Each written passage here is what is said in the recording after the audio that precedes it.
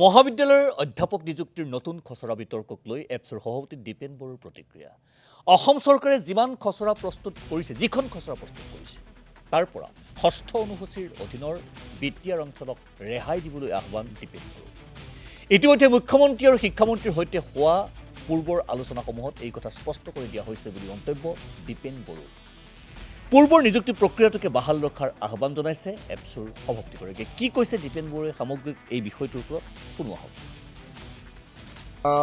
Assam college যি employment recruitment যি বৰ্ডৰ দ্বাৰা মানে পৰীক্ষা অনুষ্ঠিত কৰি পেলাই কলেজৰ principal, associate professor, assistant professor, librarian বা আন যিবিলাক পদ আছে সেইটো পূৰণৰ কাৰণে যি এটা ড্ৰাফ্ট চৰকাৰে যি খচৰা প্ৰস্তুত কৰিছে, ইয়াৰ ওপৰত নিখিল বড়ো ছাত্ৰ সন্থাই অসমৰ শিক্ষামন্ত্ৰী ডাঙৰীয়া, মুখ্যমন্ত্ৰী ডাঙৰীয়া যেতিয়াই আমি আলোচনাত মিলিত হৈছোঁ শিক্ষাৰ এই সমস্যাবিলাকৰ ওপৰত, তেতিয়াই আমাৰ এটা দাবী আছিল কি 6 শিডিউল বিটিআৰ অঞ্চলটো তাৰ পৰা ৰেহাই দিব লাগে। এক নম্বৰ কথা, সেইটো আওতাৰ পৰা বাহিৰত ৰাখিব লাগে। দ্বিতীয় কথাটো হ'ল যি বৰ্তমান যি এটা ব্যৱস্থা আছে য'ত মানে PhD, নেট, স্লেট বা যি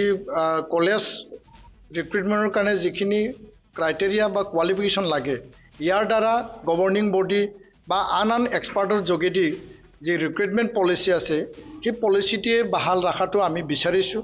এইটো পুনৰ বিবেচনা কৰিব লাগে। মুখ্যমন্ত্ৰী ডাঙৰীয়াক আমি আহ্বান জনাইছোঁ, শিক্ষামন্ত্ৰী ডাঙৰীয়াক আমি আহ্বান জনাইছোঁ যাতে কলেজ শিক্ষক নিযুক্তিৰ ক্ষেত্ৰত কোনো তেনেকুৱা পৰিৱেশ সৃষ্টি নহয়, ইয়াৰ প্ৰতি চৰকাৰে পুনৰ বিবেচনা কৰিব লাগে বুলি আমি দাবী জনাইছোঁ।